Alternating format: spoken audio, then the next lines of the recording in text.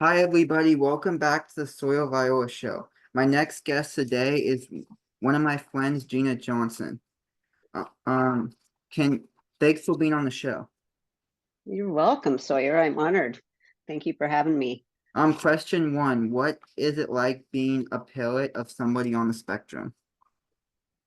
What is it like being a parent, someone on the spectrum? Well, um, it can be quite challenging and rewarding. It's kind of that, I feel like I'm always learning too, better ways, even when I think I've got it figured out, with how to best communicate with my son. It's he teaches me that I don't have it all figured out. And so, yeah, I'm learning all the time, and I'm connecting with more parents all the time that are, as he goes through different stages of life. We have different things that we focus on. Um, for a while now, it's been kind of health and wellness, and so that's been good. And now we're talking about, housing someday and what the future looks like with that. So we're starting to explore some of those avenues, and I've been able to meet with some other families that are also, you know, kind of pondering the same things. So yeah, so it's a great time, and it's very challenging at times too. That's awesome. So, can you tell really quick the audience a little bit about yourself and what your connection is with the ID community? Yeah, yeah. So my name's Jeanna Johnson, and I am a mom of an incredible son on the autism spectrum. And so that's how I first got, introduced to the disability community was because of him, and seeing some kind of early on, differences in the way he would play when we'd get together with play groups, and when he was quite young, probably by the time he was, 18 months or two, we could see some definite differences in the interaction or lack of. And so he was diagnosed, probably like a clear diagnosis, maybe by 3.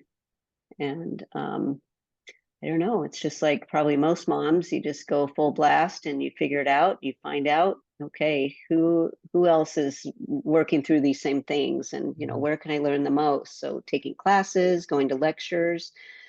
Back then they really just kind of handed you a brochure and said, here it is. He has autism. So but there definitely were a lot of families ahead of me that had blazed the trails and started, making things more accessible, and finding different therapies that might help him to kind of fit in and feel like he could regulate his body better. We've tried, I think if it worked for one family, then we would try it. So we've tried a lot of different therapies, and some with successes and some without. But you just keep pressing on, and Yeah, that's kind of how it goes. Yeah, and just connecting with other disability communities too, not necessarily autism, but just even the Down Syndrome Network Oregon. I mean, what a great organization that is. And some of the resources, and they were always just inviting everyone into their group. And so Raphael got to participate in a lot of those activities, and I learned a lot from that community as well. that's so cool. Obviously, and the more that can help, obviously, the better. That's kind of cool. So, question two: what did you learn? When did you learn about autism in the ID community? Yeah, well, I learned about it when my son was diagnosed. I really had no idea before that. So that's when I first, heard of it. And I mean, I'd heard of it, of course, through the years, but I don't think I had met anyone on the spectrum. And so it was interesting too, how just it seemed like that age group where my son was, it's like there were so many families that were all going through this. And it's almost like the fire hose got turned on somewhere in the, mid 90s there, Mhm. where a lot of kids are affected by it. So, early on, I really started focusing on the cause. What caused this, and how can we stop this? And then as we went on, my focus changed, and it's like, okay, how can I help Raphael be the healthiest he can be? And now we're focused more on employment and different long-term living, things like that. So you kind of grow into the next phase of it, and I've sort of followed along his steps. Just he's sort of led me through my process of growth and understanding. That's awesome. Obviously, moving forward, obviously, like you said, housing and all these little stuff. Obviously, here in Beaverton, we're trying to work with we're trying to get housing more affordable for people with disabilities, and more people want to move out on their own. So hopefully we can blaze that trail more and break the Yeah, barrier down. But that's work. Are you part of that movement too? uh-huh.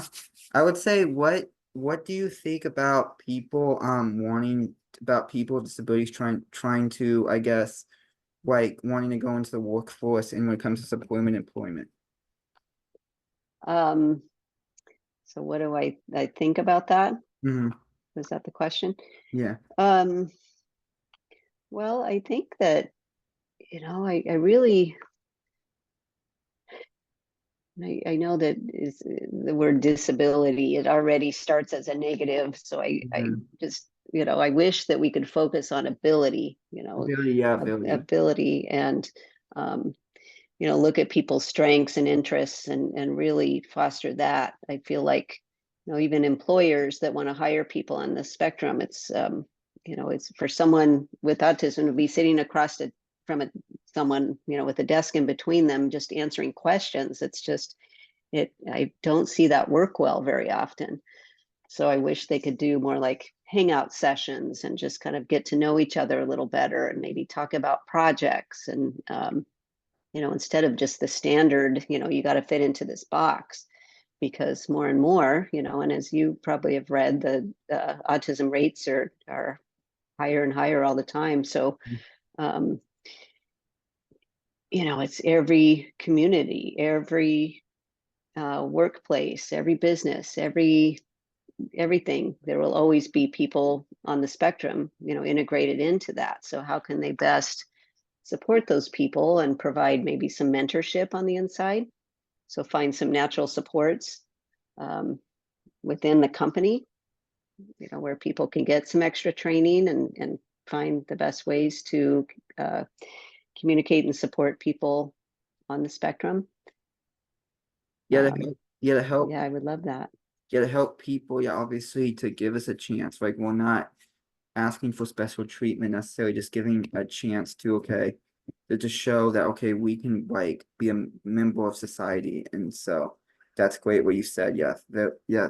Thank you for what you Yeah, said. So yeah. question three, what are some changes you would like to see for people on the spectrum? Changes. Changes Well, like I guess changes in that what has happened changes for people sort of like what in a good way sort of like that could happen for them. yeah. And so, are you like? Because I think changes. People with autism making changes. I don't feel. Um, I feel like the world always wants them to change and adjust. People on the spectrum, it's like, why are they the ones that always have to change? Why can't it be the rest of society that makes that adjustment, and makes room for all people? So it's even in, whether it be in school or the workplace, in the community, it's always like, well, they need to learn this or they need to learn that. And I just sometimes I see that funny through, a lens now that is like, why are they the ones that always have to change? But anyway, as far as what I'd like to see in the world, as far as change, would be, just more inclusion and more ability focused. And, instead of seeing it as a negative, it's like, I think everyone with autism has special gifts and, talents. And so being able to let people be themselves to where they don't necessarily have to fit into that box. And, the rest of us adjust. Well, I would love that. That would be kind of a cool dream. Um, I think just looking through an ability lens, Yes. if the world could do that, Yeah, that'd be I'd kind like of to see awesome. Like that. you said, if the Lord could see sort of someone for all their qualities and not just, hey, you have to kind of fit if you hear what I'm saying, like not just fit into to a certain box. If hey, you can just be your if you will just let you be yourself and sort of like you're going to the Lord, but you'll have the chance like everybody else. If you succeed, you succeed. If you fail, you fail. You'll at least get that chance like everybody else. Absolutely. You're so right, Sawyer. Yes. So let's so can you please talk a little bit about Fidgetech and what you hope to accomplish? Yes. Yes. Yes. For sure.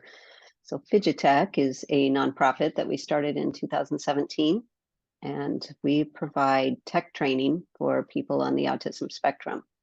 We also provide employment support, which includes job coaching, job search, and uh, long-term job uh, employment, support for people on the spectrum and for people with intellectual developmental disability. We recently started a new project called Project Search, where we've partnered with the Sherwood School District and a host business down in Newburgh called DCI International, which is, I think, the second largest dental equipment manufacturer in the US. Mm. And so they are going to let us bring up to 8 interns into their business to do a 9-month internship. And so this will help them develop some transferable skills, and then we can help them with job search beyond that. Hopefully, some of these interns would get hired by the host business, but the ones that don't, we can help them. And now they've got some excellent additions to their resume that we should be able to find them work. So yeah, so that project search is really a big thing that we're just starting. That will launch in September. Um, and but we recently became a private career school in the state of Oregon. Oh, nice. So we have 3 certificate programs that are state recognized. So it's our coding school. So if you want to learn to be a coder or a web developer, and then our multimedia art and design. If you like creating, the content that goes into games or artwork, or um, also videography. So those are the 3: the multimedia art and design, videography, and coding. So those are the 3 certificates we offer. That's so cool. That's awesome. That I hope you guys achieve what you're trying to achieve because obviously that's really, really cool. What do you think about, as a follow-up question, what do you think about the importance of job coaches and sort of their role in the community? I think it can be really important. It's I I know, for speaking just from my son, he wouldn't have been able to keep his job as long as he did without job coaching. So having someone there for him to prompt him and remind him of the next steps, especially until he learned the job. Mhm. Once he learned the job, it he seems like he was able to do the work. It was just some of those social, emotional pieces, in the workplace that he struggled with. So the job coaches were able to step in and help with that also. So, and then hopefully as time goes on, they're able to fade out as the natural supports and things, start being more of a rhythm in the workplace for the employee.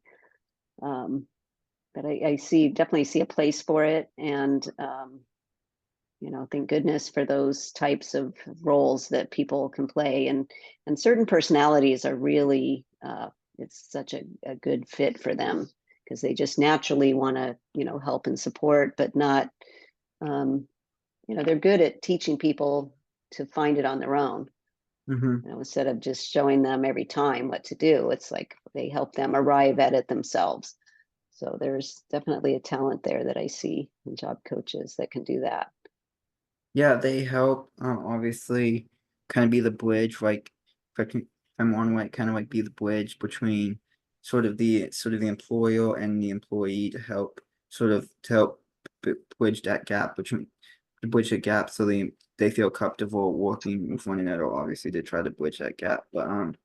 Yeah. And so you work with a job coach, do you, at your But job? yes, I work with a job coach at my job, and then she just helps me like because when I get in my sometimes I'll get in my head and be like, okay, it's time like so her job is basically to tell my boss essentially, and not in a competitive way because I get in my head, so it's not a competitive way. She's kind of the more professional, she says it in a more professional way, so it comes across to her and sort of this and sort of okay, I've got like 5 stacks done. Yeah, like I'm wait, yep, and it's like, but then it's not. It comes off in more anxiety, more competitive way because when I'm working, and so she translates it into a more professional.